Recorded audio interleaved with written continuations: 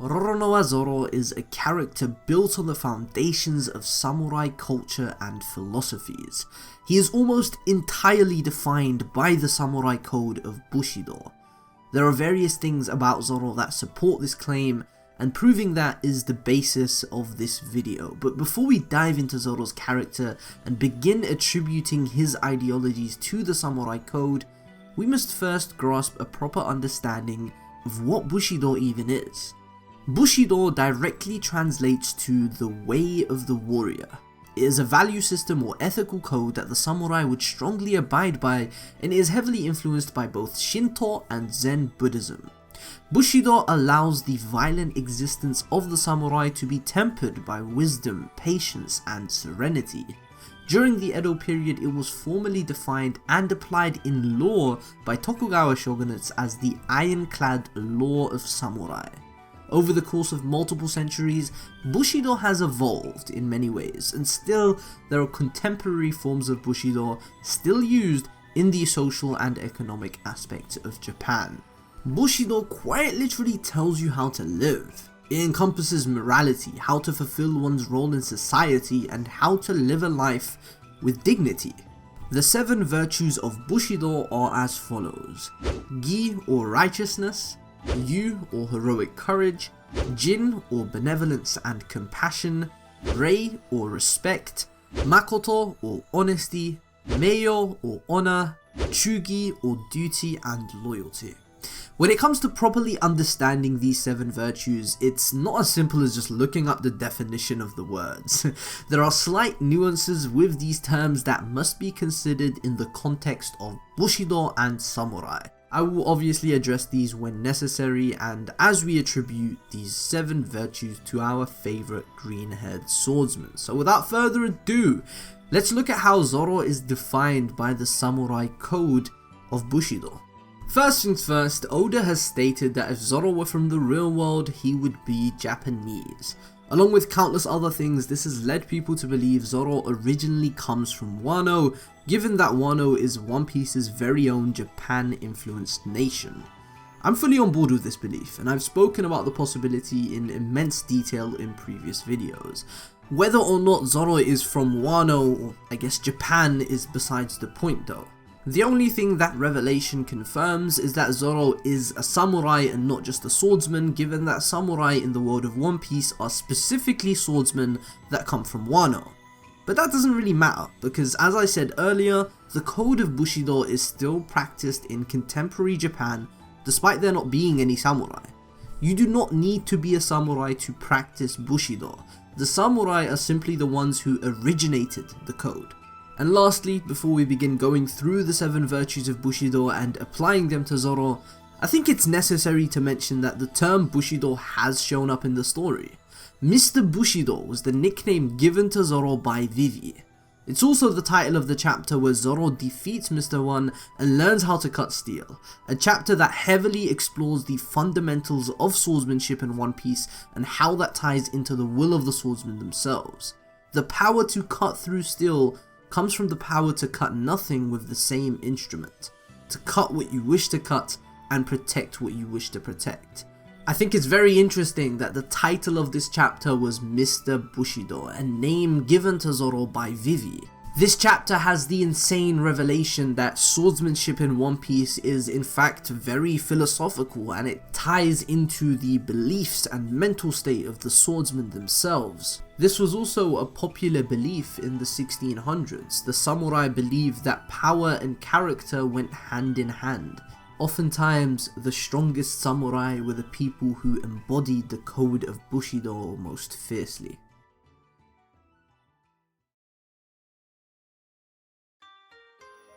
Be acutely honest throughout your dealings with all people. Believe in justice not from other people but from yourself. To the true warrior, all points of view are deeply considered regarding honesty, justice and integrity. Warriors make a full commitment to their decisions. This is the most significant of the Bushido values. It is considered the backbone of conviction and allows for the samurai to reasonably apply their knowledge and skills. By adhering to this value, a samurai will never retreat from their obligations and responsibilities. There are countless moments in this story that showcase Zoro's righteousness. Perhaps the most beloved Zoro scene in the entire story is the perfect example of this. In chapter 485, Roronoa Zoro sacrifices his life for his captain and the rest of the crew despite his own grand ambitions. He considers his ambition meaningless if he cannot fulfill his role as Luffy's crew member. Zoro refuses to retreat from his obligations as Luffy's subordinate. He will die for Luffy's dream before his own, because he considers it his responsibility as his comrade to make sure Luffy becomes the Pirate King. That sense of responsibility is even more valuable to Zoro than his ambition itself. Another moment we can attribute to this virtue of righteousness is this one from the Foxy arc. This is one of my absolute favourite moments for Zoro that is unfortunately never discussed because of its placement in the Foxy arc, which is unanimously disregarded by One Piece fans. In this scene, Zoro gives Chopper some brotherly advice. He tells him that the choice to become a pirate was ultimately his own. If he dies as a result of that choice, there's no one to blame but himself. If you're a man, then act like one and see this through to the end. The Bushido code states that warriors make a full commitment to their decisions. In this scene, Zoro perfectly showcases that element of his ideologies. Hiding like a turtle in a shell is not living at all. A true warrior must have heroic courage. It is absolutely risky. It is living life completely, fully, and wonderfully. Heroic courage isn't blind, it is intelligent and strong. This virtue is considered only applicable when exercising the previously discussed virtue of righteousness. That is to say, this virtue describes the courage to be strong in doing the right thing. A samurai must not be afraid to face death for the cause of justice. However, dying in vain isn't courage. True courage is knowing fear and facing it, living the right way and dying only when the time is right. Nothing Happened is again the perfect scene to showcase Zoro's courage. He faces certain death without hesitation because in his mind, he's upholding his own justice. He's making a full commitment to his decisions, and so he accepts death as a better fate than living, knowing he had failed to stay true to his commitments and responsibilities as a member of the Straw Hat Pirates. You'll notice as we go through this video that the Nothing Happened moment can be used as a showcase for nearly all of the Bushido virtues, which is fitting considering this moment is the culmination of Zoro's character arc in the pre-time skip. It's only right that arguably the most important Zoro scene in the series showcases all of these Bushido virtues that define his character. It's not just the Nothing Happened moment either. The Usopp speech moment is something we'll be talking about a lot in this video. Zoro definitely fears death, but still he faces it with courage. It can sometimes feel like Zoro is taunting death with the way he disregards his body and challenges how much he can take. Damn near every single arc, especially pre-time skip, we see Zoro pushed to the absolute brink. In my previous Zoro video, I refer to this as a Superman complex, and these moments where Zoro goes out of his way can feel reckless. And that can pose a problem with this virtue specifically, since as I said previously, dying in vain is not courage. However, to Zoro, in all of these moments, he is exercising his righteousness. He is upholding his justice and making a full commitment to his decisions. And as such, if he died in these circumstances, he wouldn't consider that dying in vain. He would personally consider that an honourable death and consider his failed ambition a result of his own shortcomings. That's the kind of man Zoro is. Through intense training and hard work, the true warrior becomes quick and strong. They are not as most people, they develop a power that must be used for good. They have compassion, they help their fellow men at every opportunity. If an opportunity doesn't arise, they go out of their way to find one. A samurai must be benevolent and generous. The existence of the samurai is a violent thing that creates bloodshed, and it is especially because of that a samurai must be compassionate. They must harbour feelings of love and sympathy. Roronoa Zoro may be the most compassionate character in the entirety of this story. And yes, I seriously mean that. I talk about this a lot more in depth in my previous Zoro video, but one of the core aspects of his character is that he fights to protect people. He is emboldened and empowered by protecting others. We first meet Zoro tied to a cross as punishment for his compassion. He would have died here at Shellstown if not for Luffy's interference, all because he wanted to protect a little girl. In Sabaody, there's the scene where Zoro takes an injured stranger to the hospital just because that's the right thing to do. True compassion is the kind you don't need to think twice for. When an opportunity to do good comes forth, Zoro naturally bends towards that chance. True warriors have no reason to be cruel. They do not need to prove their strength. Warriors are not only respected for their strength in battle, but also by their dealings with others. The true strength of a warrior becomes apparent during difficult times. Out of all 7 Bushido virtues, this is the one that focuses most on tempering the existence of violent samurai with wisdom.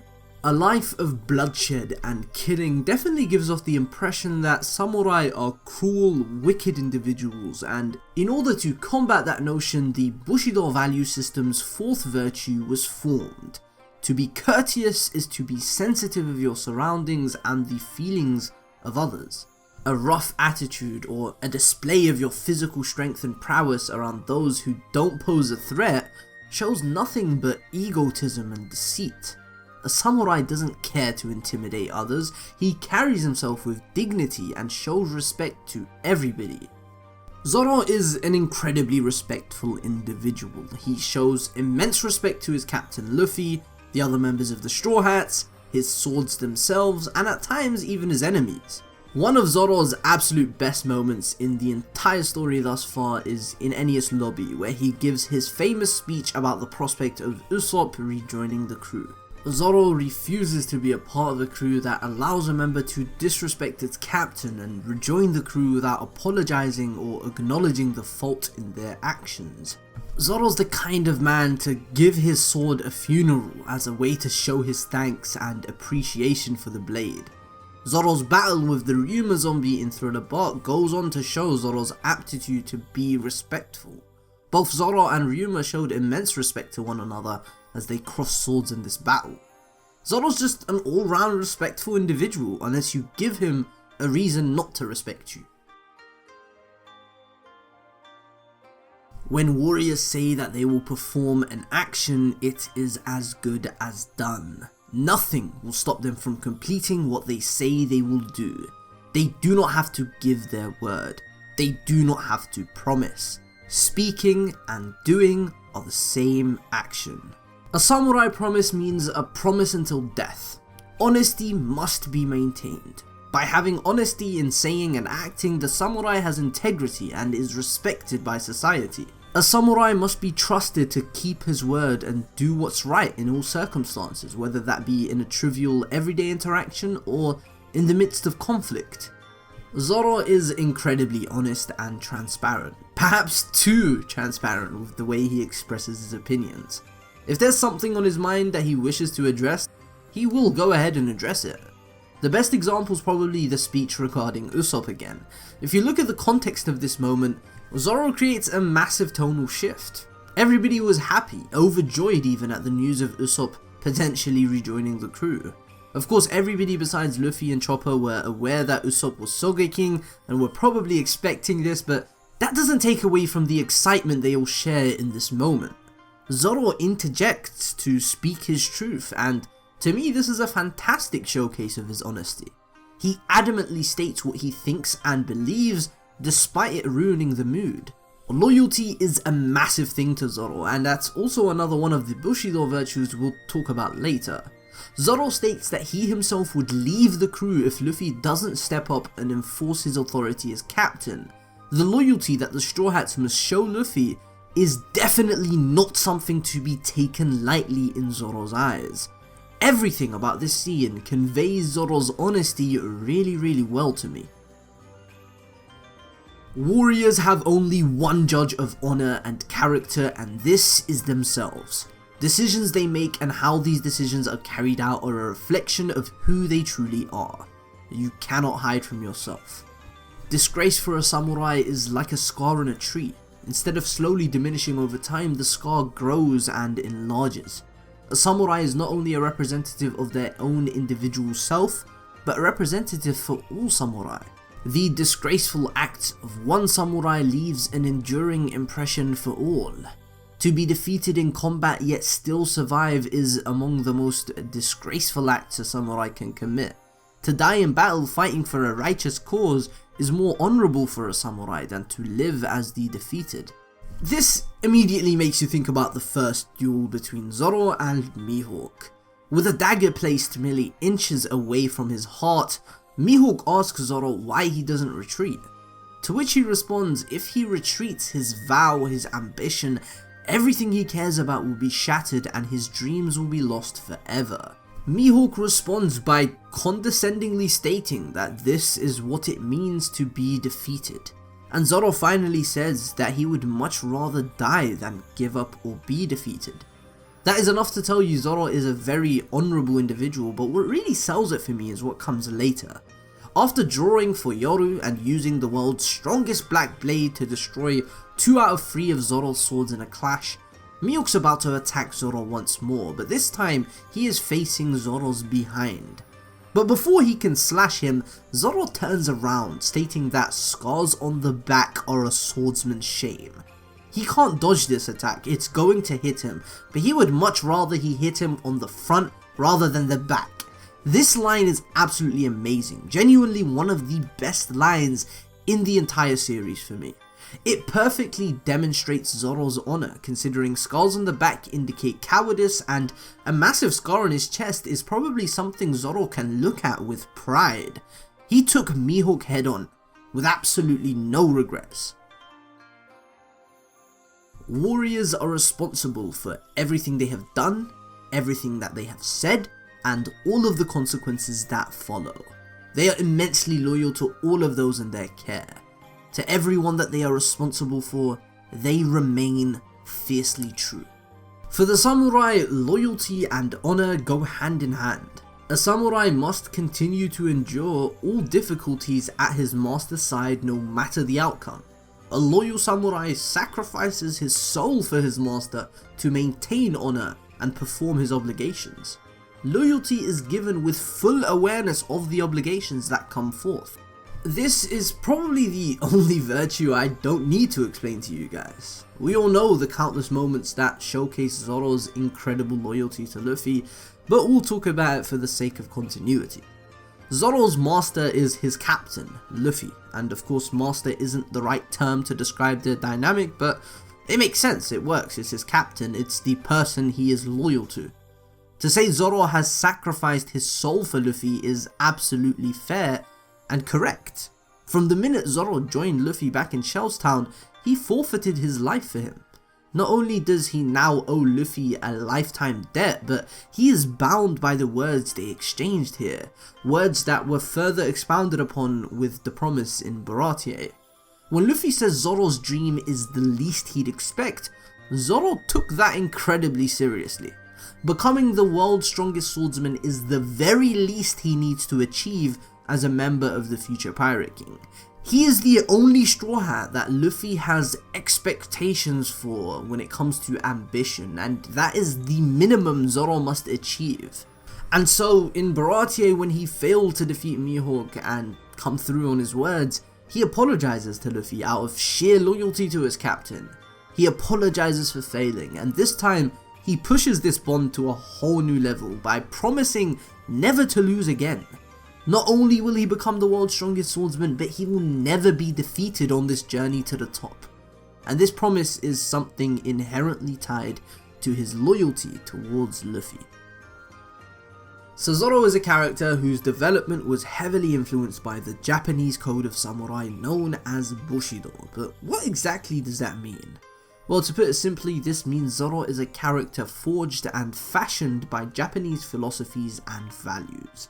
This could explain why he is so difficult for a lot of people to understand as a character. I've discussed this many times, but Zoro seems to be majorly undermined when it comes to the writing behind him. His depth and complexity, they often go overlooked, and he's unfortunately minimized and simplified into this cool badass swordsman who is very loyal to Luffy. And as true as that is, it is an immense oversimplification of a character who has so much more to offer.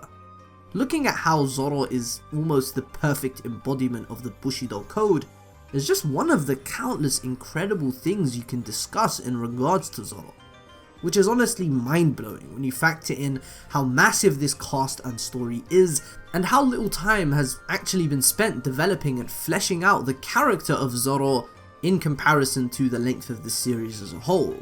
Despite how little focus we get for Zoro, he still somehow manages to be so incredibly layered, and the reason I wanted to discuss this is because the way I see it, the code of Bushido is the most foundational aspect of Zoro's character. If you were to consider Zoro a tower, Bushido is the base that everything else lies upon. Without Bushido, there is no Zoro, and for that reason, I wanted this to be one of the first analysis videos on Zoro I made, so that other aspects of his character that I discuss in the future are easier to understand, seeing as you now should understand the roots and foundation of his character. Well, at least I hope you understand after watching this video over 20 minutes long. If you've made it this far, I am either a fantastic content creator or you just really love Zoro, or both. Thank you guys for watching as always, and have a fantastic day. Peace.